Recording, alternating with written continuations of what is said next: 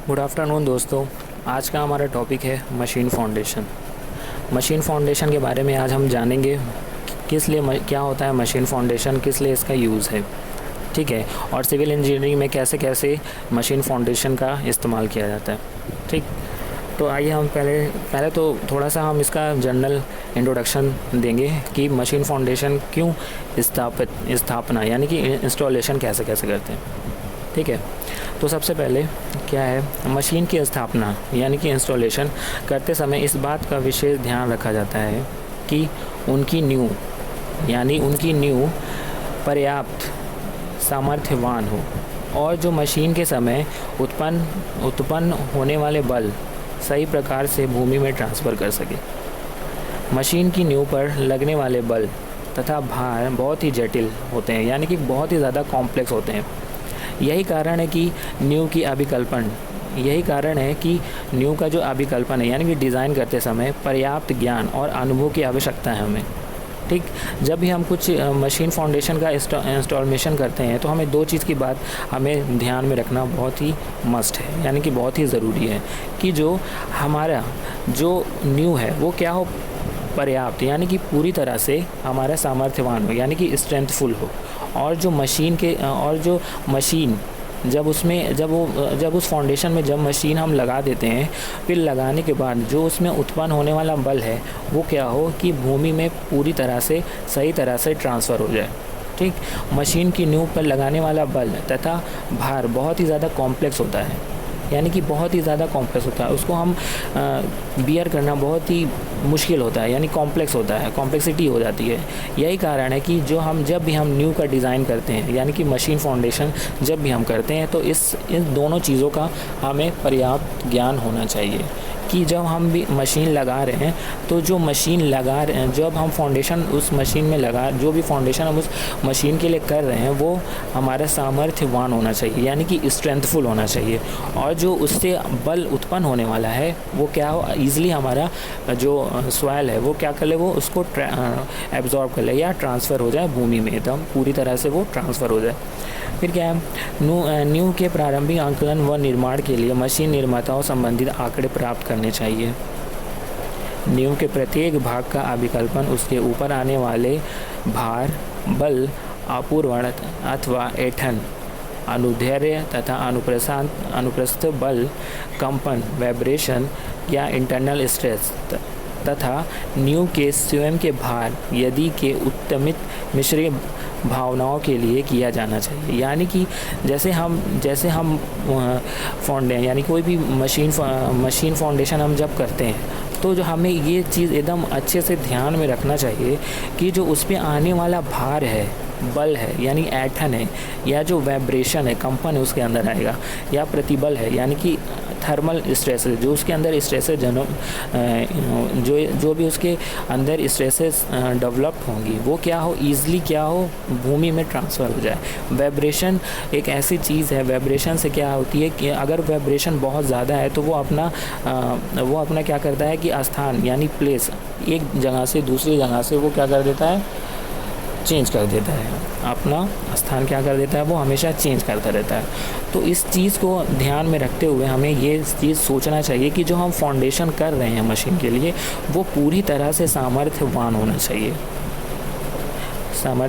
चाहिए। ठीक, अब क्या है, मशीन की नींव के अभिकल्पन में कंपनों का विशेष महत्व है। यानी कि देखिए, हमने अभी क्या बोला था कि जो वाइब्रेशन बहुत ही ज़्यादा इफ़ेक्ट करता है क्या, किसी चीज़ को। अगर वाइब्रेशन उसमें प्रोड्यूस हो रहा है तो वो क्या करेगा, वो प्लेस चेंज करेगा, एक स्थान से दूसरे स्थान में वो कन्वर्ट कर देता है। तो इसीलिए यहाँ पे ये बोल रहा है कि हमको बहुत ही ज़्यादा महत्वपूर्ण ध्यान देना पड़ेगा, किस पे, कंपन पे, यानी विशेष महत्व है, कंपनों पे बहुत ज़्यादा महत्व है। इसका प्रभाव सीमित रहने के लिए उचित प्रावधान रखना चाहिए, यानी कि इसके लिए हमें कुछ एक्स्ट्रा ऑर्डिनरी टाइप का हमें कुछ चीज़ें रखनी चाहिए। तो इसीलिए हम आगे हम पढ़ेंगे कि कंपनों को कंट्रोल करने के लिए कौन कौन से हमारे पास मटेरियल्स हैं।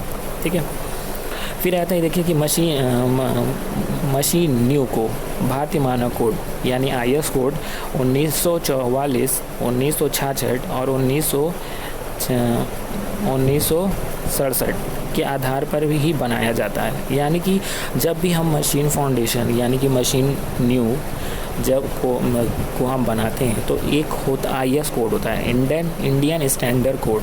वो 3 कोड होते हैं जो 1944, 1944, 1966, 1966 एंड तथा 1967 यानी कि 1967 के आधार पर ही बनाया जाता है।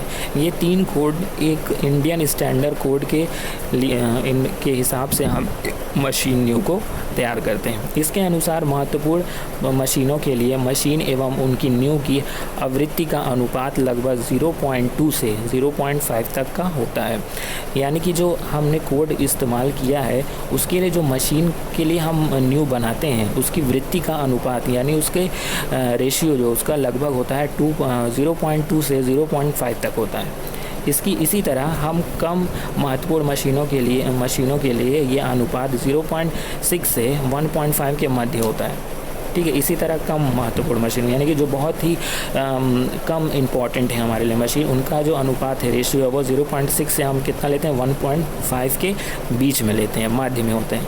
मशीन न्यू बनाने हेतु धरन तथा स्तंभों का निर्माण RCC की सहायता से किया जाता है। मशीन न्यू बनाने के लिए धरन यानी कि हमारे जो बीम और जो हमारा कॉलम है उसका निर्माण हम RCC की सहायता से करते हैं। यानी कि हमारा जो ऐसे मटेरियल का इस्तेमाल करते हैं जो हमारा मटेरियल कंप्रेशन में भी हो और टेंशन में भी हमारा स्ट्रेंथफुल हो, यानी कि पूरी तरह से बहुत ही अच्छा हो, मजबूत हो। यानी कि हम जब उसको हम बनाते हैं जब, तो उसमें हम देखेंगे कि हमारा जो मटेरियल है वो हम ऐसा मटेरियल इस्तेमाल करें कि जो हमारा कंप्रेशन में भी हमारा काम आए और हमारा टेंशन में, यानी कि सामर्थ्यवान भी हो और क्या हो, तनन भी हो उसके अंदर। ठीक है, यानी कि जो हमारा दोनों चीज़ ही वियर कर सके, यानी वो हमारा अच्छी तरह से जैसे कि हमारा जो कंप्रेशन लोड है यानी कि सामर्थ्य बल है और जो हमारा टेंशन यानी कि हमारा तनन, ये दोनों ही हमारा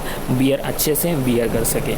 प्रमलन यानी कि रेनफोर्समेंट, धरन के दोनों ओर अर्थात ऊपर नीचे लगाना चाहिए। यानी कि धरन यानी कि प्रबलन यानी कि रेनफोर्समेंट यानी कि जो हम छड़ देते हैं धरन में यानी कि बीम में जो हम मशीन फाउंडेशन में जो हम धरन देते हैं उनमें दोनों तरफ यानी कि ऊपर भी और नीचे भी दोनों तरफ हमको लगाना चाहिए रेनफोर्समेंट। जिससे क्या होता है कि हमारा कॉम्प्रेशन में भी और हमारा जो टेंशन में भी यानी कि हमारा सामर्थ्य में भी और हमारा जो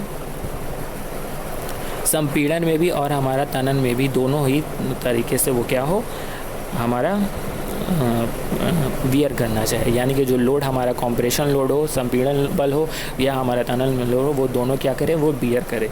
ठीक है, इसके लिए हम क्या करते हैं, कर्तन प्रबलन के लिए यानी कि जो हमारा शियर रेनफोर्समेंट है यानी कर्तन प्रबलन के लिए स्ट्रिप्स कम अंतराल पर लगानी चाहिए। यानी कि जो हम स्ट्रिप्स लगाते हैं, जब हम बीम बनाते हैं तो हम उसमें बीच में एक स्ट्रिप्स लगाते हैं। ठीक, उस स्ट्रिप को हमको कम करने के लिए यानी कि हमको ज़्यादा से ज़्यादा उस पर लोड बियर करे, तो इसके लिए हमें क्या करना चाहिए, हमको उस पर कम यानी कि कम दूरी पे, कम अंतराल पे यानी कि कम इंटरवल पे हमको स्ट्रिप्स की लगाना चाहिए। स्ट्रिप से क्या होता है, जो लोड बियर करते हैं वो लोड सारा वो स्ट्रिप्स ही अपने ऊपर ले लेता है। नींव के मुख्य भाग की मोटाई डिज़ाइन के अनुसार बनानी चाहिए। यानी कि जो नींव के मुख्य भाग है यानी कि जो मेन भाग हैं उनकी मोटाई डिज़ाइन के अनुसार बनानी चाहिए। ठीक है, उसकी जो वृत्त है उसके हिसाब से हमें डिज़ाइन करना चाहिए। गणन के अनुसार अगर प्रबलन अवश्य ना भी हो तो भी दोनों ओर प्रबलन करना शय्याकर रहना चाहिए। यानी कि जब हम अगर हमारे गणन के अनुसार यानी कि हमारे अकॉर्डिंग टू रेनफोर्समेंट, अगर हम रेनफोर्समेंट अगर ना भी दे उसमें, तो हमें दोनों तरफ एक रेनफोर्समेंट का शेयर ज़रूर लगाना चाहिए। उससे क्या होता है, जो हमारा लोड है कंप्रेसिव लोड और टेंशन लोड, अगर मशीन हमें टेंशन लोड दे रही है तो वो दोनों ही अच्छी तरह से बियर कर ले। अब आइए हम देखते हैं इसमें मशीन फाउंडेशन के अभिकल्पन के महत्वपूर्ण घटक यानी कि important factor in the design of machine foundation. हमें 2 चीज़ का बहुत ही ज़्यादा महत्वपूर्ण ध्यान रखना अवश्य है कि पहला तो है हमारा न्यू मशीन की पूर्ण क्षमता पर चलने की अवस्था में उत्पन्न कंपन की अवशोषण करने में समर्थ होना चाहिए। देखिए, सबसे पहले ये हमारा बहुत ही इम्पॉर्टेंट पॉइंट है, यानी कि इम्पॉर्टेंट फैक्टर है जब हम मशीन फाउंडेशन बनाते हैं। तो वो है सबसे पहले हमारा कि जो भी लोड उसमें हम कंपन, यानी कि जो भी वाइब्रेशन अगर उसमें अगर उत्पन्न हो रहे हैं, मशीन से जो भी वाइब्रेशन अगर उत्पन्न हो रहे हैं, वो क्या हो, ईज़िली टू ऑब्जॉर्व हो जाए कहाँ पे, सॉइल के अंदर। यानी कि ये बहुत ही इम्पॉर्टेंट है वाइब्रेशन। ये देखिए, कोई भी मशीन अगर कुछ भी अगर चलती है वो अपने इलेक्ट्रॉनिक से, तो वो क्या करती है, एक कंपन उत्पन्न करती है। तो वो बहुत ही ज़्यादा इम्पॉर्टेंट है किसके लिए, हमारा एब्जॉर्प्शन के लिए, कि वो वाइब्रेशन को अच्छी तरह से एब्जॉर्ब कर ले। ठीक। फिर दूसरा क्या है, न्यू मशीन व समीप की मृदा में उत्पन्न अनुनाद को रेजोनेंस रोधी करे। यानी कि बहुत ही ज़्यादा इम्पॉर्टेंट है कि वो रेजोनेंस यानी रोधक यानी कि वाइब्रेशन जो उसमें प्रोड्यूस हो रहा है उसको रोधा करे, यानी कि कंट्रोल कर सके। हर एक चीज़ को वो क्या करे, कंट्रोल करे। और सबसे महत्वपूर्ण यही है कि हमको ध्यान ये रखना है कि वो वाइब्रेशन को एब्जॉर्ब करने की कैपेसिटी रखे। जब भी हम अपने मशीन फाउंडेशन बनाते हैं तो वो ये चीज़ हमको बहुत ही इम्पॉर्टेंट ध्यान रखना है। ठीक। फिर आइए हम आते हैं कि अभिकल्पन के महत्वपूर्ण बिंदु, यानी कि हमें जब हम फैक्टर्स में डिज़ाइन हम करते हैं मशीन फाउंडेशन का, तो हमें उस चीज़ के बारे में हमको देखना है कि क्या क्या हम बहुत ज़्यादा इम्पॉर्टेंट है। पहला है इसमें साधारण न्यू का न्यूनतम भार मशीन के समतल भार से 2.5 गुना होना चाहिए। यानी कि न्यू का मिनिमम भार मशीन के समतल भार से वो कितना होना चाहिए, 2.5 गुना होना चाहिए। ठीक है, कि अगर हमारा न्यू का भार है जो वो मशीन के समतल भार से यानी कि सेम भार से 2.5 गुना होना चाहिए। फिर ठीक, दूसरा है न्यू का आकार इतना होना चाहिए कि न्यू पर प्रति इकाई क्षेत्र का भार मृदा यानी भूमि तल के नीचे की मृदा यानी कि भूमि तल के नीचे की मिट्टी की धारक क्षमता से अधिक नहीं होना चाहिए। ठीक है, न्यू का आकार इतना होना चाहिए कि न्यू पर प्रति इकाई क्षेत्रफल यानी कि यूनिट एरिया ऑफ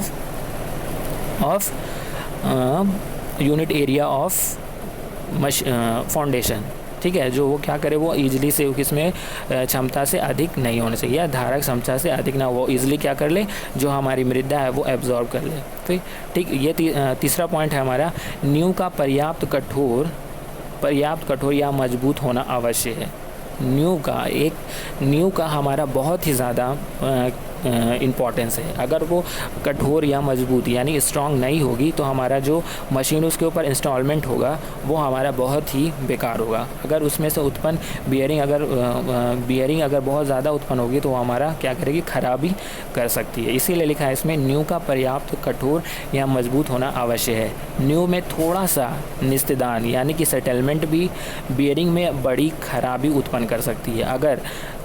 अगर उसका सेटलमेंट अगर थोड़ा सा भी अगर हमारा ख़राब हो गया, अगर हमारा थोड़ा सा भी अगर अगर हमारा मशीन फाउंडेशन का न्यू अगर हमारा थोड़ा सा भी ख़राब हो गया तो उसमें क्या होगा, उत्पन्न हमारा खराबी हो सकता है। फिर चौथा हमारा पॉइंट है, न्यू प्रयास ऐसी होने चाहिए जो मृदा या मशीन में उत्पन्न होने वाली अनुकंपाओं को रोक सके।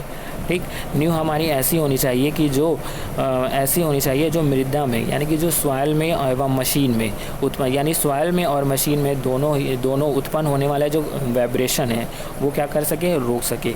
फिर हमारा दूसरा पॉइंट है, मशीन और न्यू के भार का परिमाणी दाव न्यू आधार क्षेत्र के गुरुत्व क्षेत्र के से निकलना चाहिए। यानी कि मशीन और जो फाउंडेशन का भार है यानी कि रिजल्टेंट दबाव है या प्रेशर है वो न्यू के आधार पे क्षेत्र के गुरुत्व यानी ग्रेविटेशनल के केंद्र से निकलना चाहिए। इसी प्रकार असमान निस्तारण यानी अनइक्वल सेटलमेंट रोका जा सकता है। इसके अनुसार हम अगर हमारा अगर हमारा जो रिजल्टेंट प्रेशर है वो अगर गुरुत्व यानी कि ग्रेविटेशनल क्षेत्र से नहीं निकला तो इससे क्या होगा, इस प्रकार से असमान निषेधान यानी कि अनइक्वल सेटलमेंट को हम रोक सकते हैं। फिर हमारा नेक्स्ट पॉइंट है, न्यू के समतल भागों में दोनों और प्रबलन होना चाहिए। यानी कि जो हमारा न्यू है, न्यू के जब हम धरन यानी कि बीम उस पर डाल रहे हैं तो वो हमारे ऊपर दोनों तरफ हमारा रिइंफोर्समेंट होना चाहिए। ठीक, फिर हमारा सातवां पॉइंट है, यथार्थ मशीन के न्यू के लिए बहुरन यानी मल्टी बीम नहीं बनाना चाहिए। यानी कि बीम सिर्फ बीम ही बीम का कलेक्शन नहीं होना चाहिए, सिर्फ एक सिंपल एक कॉलम और उसके ऊपर एक बीम, एक से दो बीम ज़्यादा नहीं होना चाहिए। न्यू ब्लॉक एवं मृदा में घर्षण प्रतिरोधी यानी फ्रिक्शन रेजिस्टेंट अधिक होना चाहिए, जिससे न्यू ना खिसके। यानी जब हम फाउंडेशन बनाते हैं तो उसके अंदर हमारे जो सॉइल है वो क्या होना चाहिए, हमारे फ्रिक्शनल रेजिस्टेंट होना चाहिए, अधिक होना चाहिए, जिससे न्यू ना खिसके, अपनी जो न्यू है वो अपना स्थान चेंज ना करे। न्यू के प्रबलन की मशीन की प्रकार पर निर्भर करती है।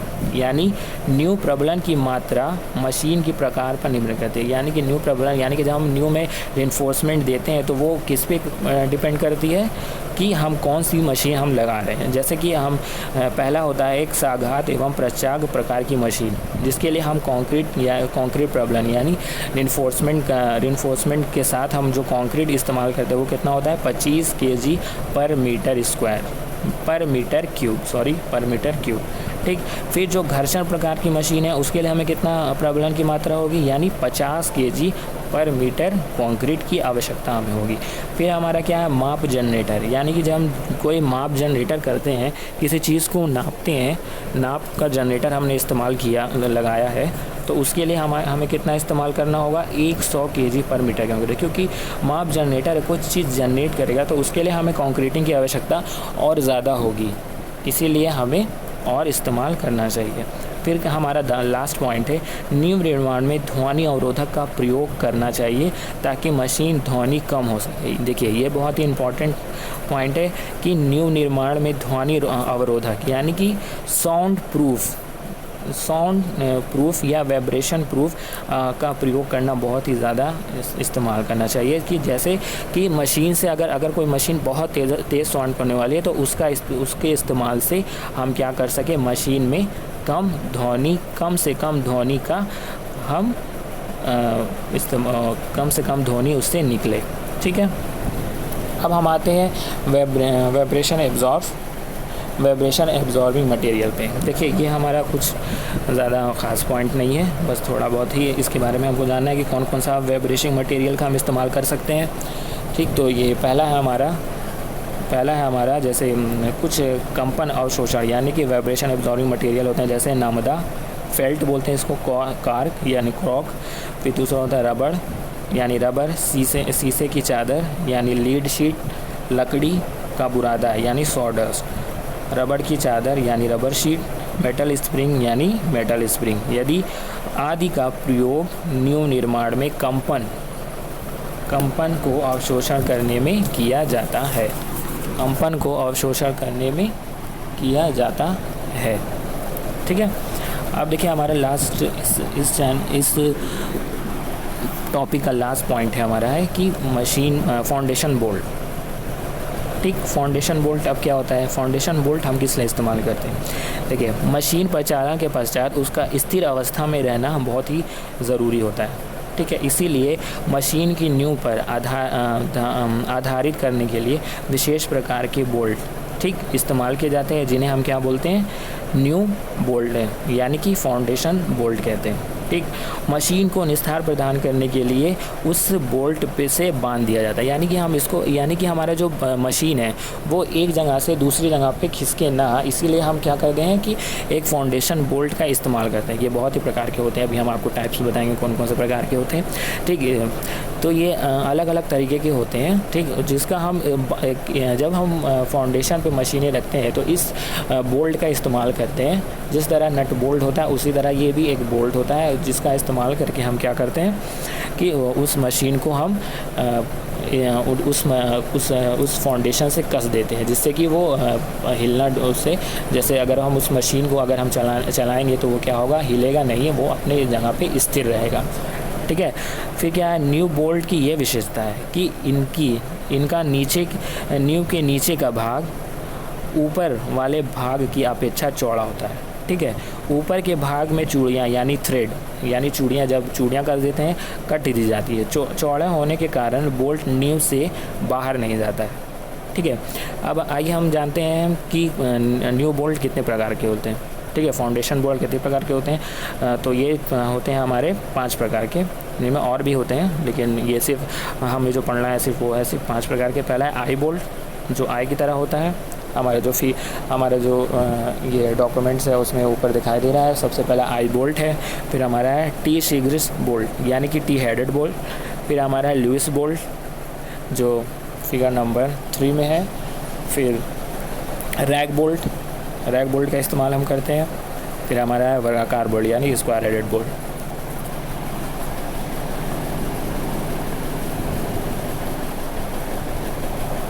तो आज के लिए बस इतना ही, फिर अगले टॉपिक में मिलते हैं कल।